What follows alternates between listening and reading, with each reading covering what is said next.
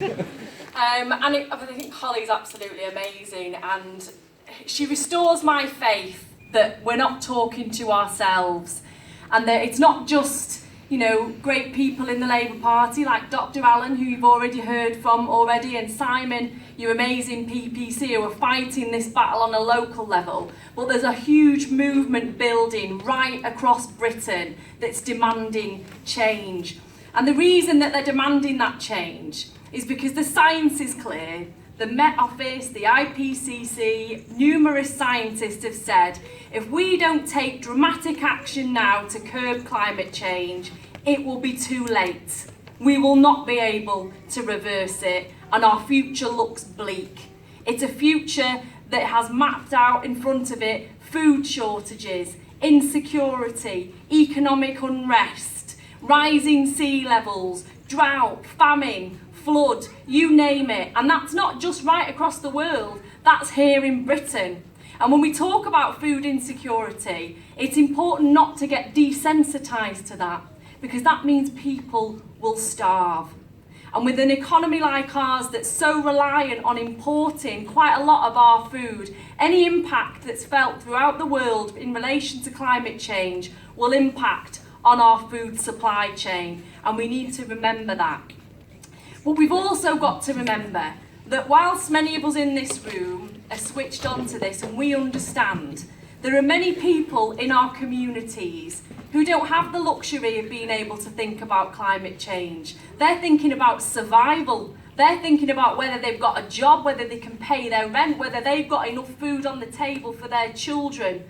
And that's why we've got such an important job. We've got to recognise that we've got to tackle climate change because it's our moral obligation to do that for our children and our grandchildren. But we've also got to use that huge societal issue as a huge economic opportunity to transform communities, to bring jobs, to bring investment, and to improve people's lives. And sometimes, and I know I'm probably preaching to the converted in this room, but sometimes we forget the whole point of the Labour Party.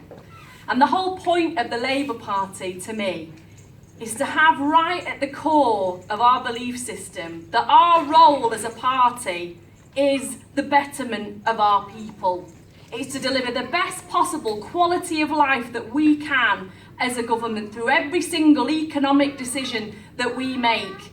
And that's why the Green Industrial Revolution, the Green New Deal, as we're calling it, is so pivotal in ensuring that the Labour Party can do that.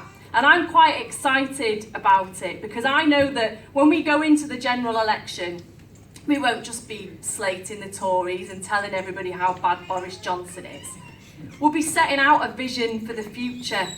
And every single Labour government in history that won with a landslide, they won not on a negative campaign, they won because they showed our communities what our future would look like.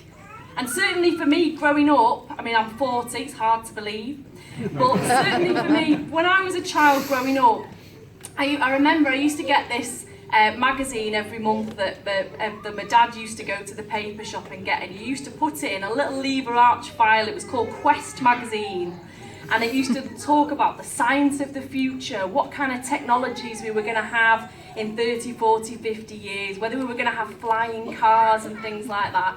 And I remember getting quite excited, going, wow, our future's going to be amazing. We'll have automated houses. Our lives will be so easy. We'll barely have to work because of the technological advancements that we'll make.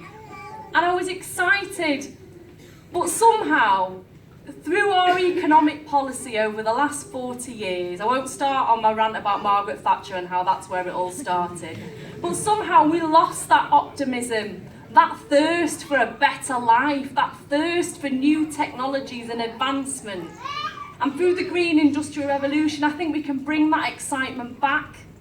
We can tell people that they can have solar panels on top of their homes and make that affordable and accessible. We can make sure that every single person in Great Britain has access to an electric vehicle, and we set out that policy at the Labour Party conference. We can set out that every single home in Great Britain will be insulated, which will bring people's bills down and make it a comfortable place to live. And we can show people that the technologies of the future that are still in development will be within their grasp. And today we went to visit a wind farm factory, which was very, very exciting. And as part of our Green Industrial Revolution, one small part is what we're calling the People's Power Plan, where we'll take a majority stake in all offshore wind farms, but the money that's generated from those wind farms will go back to our communities, and 20% of it will be specifically ring-fenced for coastal communities like Southampton, and those communities will decide what they want to spend it on. Do they want new libraries, leisure centres? Do they want to renovate the harbour front and quay fronts so that they can improve the quality of life for their communities? Because that's the whole point of government. So we have a huge opportunity here. And I know that every single person in this room wants to be part of that, because this is the revolution, the green industrial revolution. So are you going to be part of the revolution? Yes. Yay! I can't hear you. So before you go to bed tonight, I know you're going to get really excited about this, but remember, you've got Simon and Dr. Allen here at your disposal, local experts who are available to come to any event that you want to organise.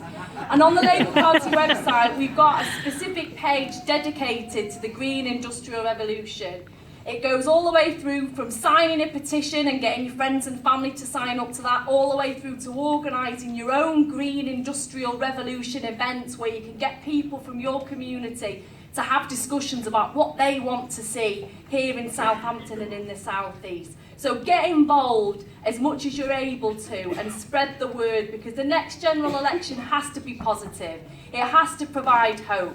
And I know that if we're all working together doing that, we can transform our communities in a way that they have not seen for a generation. So thank you very much. And without further ado, it gives me great pleasure to introduce the leader of that Green Industrial Revolution, a man who needs no introduction whatsoever. He's been campaigning on climate issues since before I was born. It's Jeremy Corbyn.